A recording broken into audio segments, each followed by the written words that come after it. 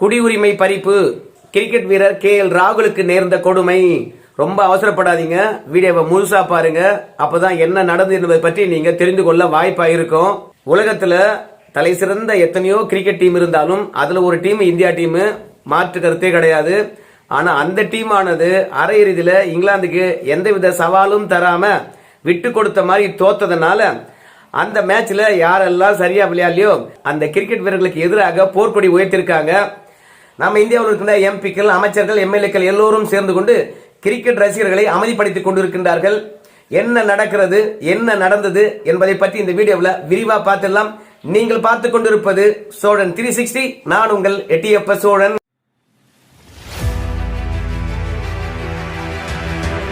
உங்க எல்லாருக்குமே தெரியும், உலகத்துல எத்தனையோ கிரிக்கெட் டீம் சிறந்ததா இருந்தாலும் அதுல ஒன்று இந்தியா, மறுக்க முடியாத ஒன்று. பல கஷ்டமான மேட்சில் எல்லாம் குறைவான ஸ்கோர் எடுத்தாலும் வெற்றி பெற்றிருக்குது. அந்த மாதிரி தான் இந்தியாவும் பாகிஸ்தானும் ஃபைனல்ல விளையாடும் இந்த T20 உலக கோப்பையில அப்படின்னு இந்திய ரசிகர்கள் எதிர்பார்த்தாங்க. ஏற்கனவே நியூசிலாந்து பந்தாடி பாகிஸ்தான் ஆனது இறுதி போட்டியினுடைய வாய்ப்பை பெற்றுவிட்டது. சோ இங்கிலாந்தும் இந்தியாவும் மோத போது கண்டிப்பாக இங்கிலாந்தை பொறுத்த வரைக்கும் அரையிறுதிக்கு வருவதற்கே தட்டு தடுமாடி தான் வந்தது. இந்தியா பலம் வாய்ந்த அணி, நிறைய நட்சத்திர பேட்ஸ்மேன்கள் இருக்காங்க, பந்து வீச்சாளர் இருக்காங்க. சும்மா இங்கிலாந்த ஊதி தள்ள போறாங்க. இறுதி போட்டியில பாகிஸ்தானும் இந்தியாவும் தான் விளையாட போகுது. அந்த விளையாட்டு வந்து பாத்தீங்கன்னா இந்தியாவுக்கு ஒரு திருவிழா போல இருக்க போகுது அப்படின்னு எல்லோரும் நினைச்சாங்க. ஆனா ஆக்சுவலா நம்ம இந்திய ரசிகர்கள் எதிர்பார்ப்புக்கு எதிராக நடந்து போச்சு. அரையிறுதியில முதல்ல பேட்டிங் செய்த நம்ம இந்திய அணியானது 168 ரன்கள் எடுத்தது. அது ஒன்றும் மோசமான ஸ்கோர் கிடையாது, நல்ல ஸ்கோர் தான். ஆனால் அதற்கு ஏற்ற மாதிரி ஃபீல்டிங் பண்ணிருக்கணும். நம்ம ஆளுங்க பொறுத்த வரைக்கும் பவுலிங்ல சொதப்பிட்டாங்க. இங்கிலாந்து பேட்ஸ்மேன் ஜாஸ் பட்லரா இருந்தாலும் சரி, அலெக்ஸ் ஹோல்ஸா இருந்தாலும் சரி, இந்தியனுடைய பந்தை சும்மா 4 மூலைய விரட்டி விரட்டி அடிச்சிட்டாங்க. கொஞ்சம் கூட டப் கொடுக்கவே இல்லை. அதுலயும் ஹோல்ஸ் இருக்காரு, இந்திய பந்து வீச்ச சிக்ஸருக்கா அனுப்புறாரு. ஜாஸ் பட்லர் ஏற்கனவே இந்திய பந்தா இருந்தா அவருக்கு அல்வா சாப்பிடுற மாதிரி அவரு 4 அடிச்சு தள்ளுறாரு. ஆரம்பத்துல இருந்து கடைசி வரைக்கும் இந்திய வீரர்களும் சரி, இந்திய பந்து வீச்சாளர்களும் சரி, இந்த ரன் எடுக்கும் விகிதத்தை கட்டுப்படுத்துவதற்கும் எந்த முயற்சி எடுக்கல. ரெண்டாவது விக்கெட்டை வந்து வீழ்த்துவதற்கான முயற்சி எடுக்கல. தலை சிறந்த டீம் இந்திய டீம் இங்கிலாந்து கிட்ட 10 விக்கெட் வித்தியாசத்துல தோத்து போயிட்டாங்க. கொஞ்சம் கூட இங்கிலாந்துக்கு சவாலாக இவங்க நிப்பாங்க அப்படின்னு எதிர்பார்த்த ரசிகர்களுக்கு ஏமாற்றம் தான் மிஞ்சியது. சும்மா விட்டு கொடுத்த மாதிரி ஆகி போயிடுச்சு. சோ அதுலயும் ராகுல் இருக்காரு பாருங்க, உலக முன்னணி 8 டீம்களிடம் அவர் விளையாடி இருக்காரு. அப்படி விளையாடினாலும் அந்த 8 டீம்களிடத்துல ஒற்றை இலக்கத்துல தான் ரன் எடுத்துட்டு வந்திருக்காரு.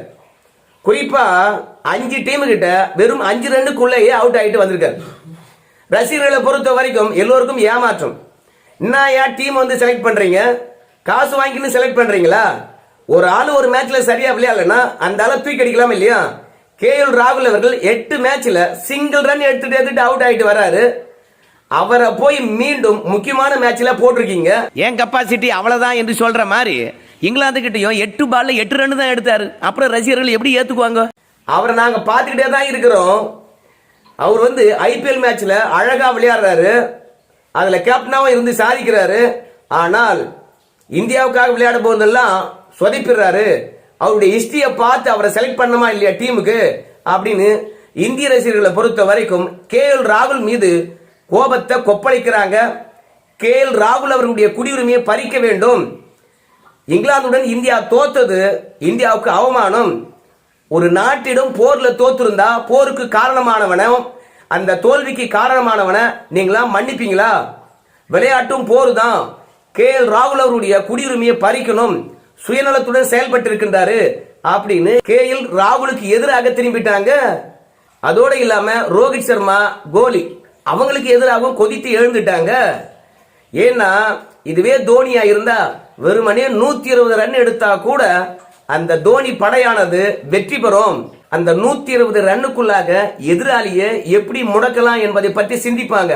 ஆனா இவங்க என்ன பண்ணிட்டாங்க, 168 ரன் நல்ல ஸ்கோர் எடுத்திருந்தாலும் இங்கிலாந்து கிட்ட தோத்தது கொஞ்சம் கூட ஏற்புடையது கிடையாது அப்படின்னு சொல்லிட்டு கேப்டன்ஷிப்பும் சரி கிடையாது, விளையாட்டு வீரர்களும் சரி கிடையாது, ஒரு விளையாட்டு வீரரை குடியுரிமை பறித்து பழி வாங்கினால்தான் அடுத்த விளையாட்டு வீரர்கள் நாட்டுக்காக விளையாடுகின்றோம், நாட்டு கௌரவத்தை தூக்கி நிறுத்தணும், நாட்டுடைய கௌரவத்தை பாழ்படுத்தினா நம்மளுக்கும் இந்த மாதிரி நடக்கும் அப்படின்ற எண்ணம் இருக்கும்.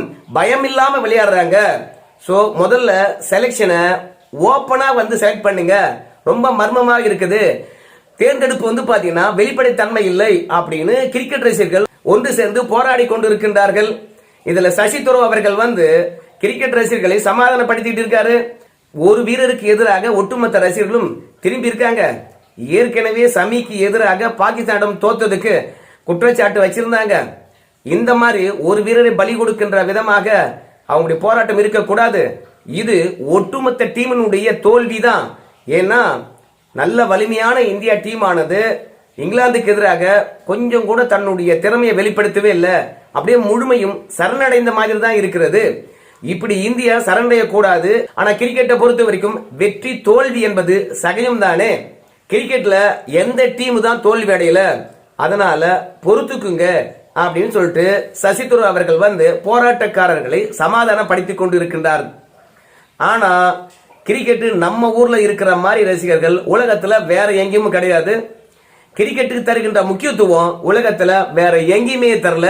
அப்படி இருக்கும்போது கிரிக்கெட் ரசிகர்கள் கொஞ்சமேனும் இந்த தோல்வியை ஏற்றுக்கொள்வாங்களா? அதனால ஏற்றுக்கொள்ளவே இல்லை. எப்படியாவது இந்த தோல்விக்கு காரணமானவர்கள் மீது நடவடிக்கை எடுக்கணும் அப்படின்னு சொல்லிட்டு களத்துல போராடி கொண்டு இருக்கின்றார்கள். சோ இந்திய கிரிக்கெட் வாரியமானது என்ன நடவடிக்கை எடுக்க போகுதுன்னு தெரியல. கேப்டன்ஷிப்பை மாத்த போறாங்களா, இல்ல சரியா விளையாடாத விளையாட்டு வீரர்களை தூக்கி அடிக்க போறாங்களா? நாளுக்கு நாள் பாத்தீங்கன்னா ஒன் டே மேட்சுக்கு பார்வையாளர்கள் குறைகிறாங்க, டெஸ்ட் மேட்சுக்கு ஆட்களே வருவது கிடையாது. இன்னும் சில விஷயங்களை சொல்ல போனால் உலக அளவில் நடக்கின்ற பல ஒன் டே மேட்சுகளுக்கும் T20க்குமே பாத்தீங்கன்னா ரசிகர்கள் அதிகம் கிடையாது என்ற கருத்துருவாக்கத்தின் காரணமாக நேரடி ஒளிபரப்பே பண்ண மாட்டாங்க. சோ பொதுவா மேற்கிந்திய தீவுகள், ஜிம்பாப்வே, கென்யா இந்த 3 அணிகளும் இந்தியாவுடன் மோதனா இங்க இருக்கின்ற எந்த ஒரு கிரிக்கெட்டை ஒளிபரப்பு செய்யக்கூடிய தொலைக்காட்சி நிறுவனமும் ஒளிபரப்ப பண்ண மாட்டோம், எங்களுக்கு வருமானம் கிடையாது அப்படின்னு கைவிரித்திடுறாங்க. அதுக்கெல்லாம் காரணம் என்னன்னு கேட்டீங்கன்னா அந்தந்த நாட்டு கிரிக்கெட் அணியானது தோல்வி அடைவதுதான், அதுலயும் தொடர் தோல்வி அடைவதுதான். இப்ப ஜிம்பாப்வே இருந்தாலும் சரி, கென்யாவா இருந்தாலும் சரி, மேற்கிந்திய தீவுகளா இருந்தாலும் சரி, தொடர் தோல்வி காரணமாக அந்த நாட்டு ரசிகர்கள் ஒட்டுமொத்தமாக கிரிக்கெட் ஆர்வம் இல்லாம வேற விளையாட்டின் மீது போயிட்டாங்க. பொதுவா அந்த நாட்டில எல்லாம் ஃபுட்பால் தான் ஃபேமஸ். சோ தொடர் வெற்றியா இருந்தா கூட கொஞ்சம் கிரிக்கெட் வாரியத்துக்கு பணம் வரும், டிவி காரங்க ஒளிபரப்பு பண்ணுவாங்க. இப்ப இந்தியாவும் தொடர் தோல்வியை சந்தித்து கொண்டு வருவதனால சோ ஒன்றுத்துக்கும் ஆகாத நீண்ட கிரிக்கெட் அனுபவம் இல்லாத டீம் கிட்ட மட்டுமே இந்தியா வெற்றி பெறுது அப்படின்னு கிரிக்கெட் ரசிகர்கள் நினைப்பதன் காரணமாக இப்போ ஒன் டே மேட்சுக்கு எந்தவித ஆர்வமும் இந்திய ரசிகர்களும் காட்டல. அதை தாண்டி டெஸ்ட் மேட்ச் உலகத்துல எங்கேயும் நடக்கிற மாதிரியும் தெரியல. அதுவும் பல கிரிக்கெட் ஜாம்புவான்கள் ஃபுட்பால் டீமை பாத்தீங்கன்னா IPL நடத்துற மாதிரி ஃபுட்பால் டீமும் பிரீமியர் லீக் நடத்த ஆரம்பிச்சுட்டாங்க. இந்தியாவில் கேரளா, மேற்கு வங்காளம் தாண்டி இப்போ மற்ற இடங்கள்லயும் ஃபுட்பால் மேட்ச் நடத்துகின்ற அளவுக்கு கிரிக்கெட்டை தாண்டி ஃபுட்பாலுக்கும் ரசிகர்கள் வளர்ந்துட்டாங்க. இப்படி இருக்கும் பொழுது கிரிக்கெட் ரசிகர்களை தக்க வைத்துக் கொள்ள வேண்டும் என்றால் கிரிக்கெட் வாரியமானது கிரிக்கெட் வீரர்களை தேர்ந்தெடுப்பதை வெளிப்படையா இருக்கணும். அப்படி இல்லாம ஒரே ஒரு கிரிக்கெட் வீரரை மட்டும் குறிவைத்து அவருடைய குடியுரிமையை பறியுங்க, நம்ம நாட்டை விட்டு துரத்துங்க, நம்ம நாட்டுக்கு எதிராக விளையாடி விட்டாரு அப்படின்னு கிரிக்கெட் ரசிகர்கள் கொதித்து எழுவது சரியானது கிடையாது. ஆனா இந்தியாவில் ஒரு கெட்ட வியாதி இருக்குது. கிரிக்கெட்டை தவிர வேற எந்த ஒரு விளையாட்டுக்கும் விளையாட்டு வீரர்களுக்கும் ஸ்பான்சர் கிடைப்பது கிடையாது. கிரிக்கெட் வீரர்கள் இவ்வளவு மோகமாய் இருப்பதும் மற்ற விளையாட்டு பலமிழந்து போவதற்கும் காரணமாக அமைகிறது. அதனால கிரிக்கெட்ல வெற்றி தோல்வி சகஜம்தான். அதுக்காக KL ராகுல் அவர்களுடைய குடியுரிமை பறிப்பதெல்லாம் அபத்தமானது. சோ மோகத்தை விட்டுட்டு ஆரோக்கியமான விளையாட்டுக்கு வரணும் என்பது MP, MLA அமைச்சர்களுடைய கோரிக்கையா இருக்கிறது. கிரிக்கெட் போர்டும் திறமையான ஆட்களை வெளிப்படையாக தேர்ந்தெடுக்கும் என்பது நம்முடைய கோரிக்கையாகவும் இருக்கிறது. கிரிக்கெட் வாரியம் எப்படி நடந்து கொள்ள போகுது என்பதை பொறுத்திருந்து பார்ப்போம். இங்கிலாந்து கிட்ட தோத்தது நம்மளாலே ஜீர்ணிக்க முடியலதான், என்ன பண்ண முடியும்? இந்த வீடியோ பற்றின கருத்துக்களை தெரிவிங்க. நன்றி நண்பர்களே.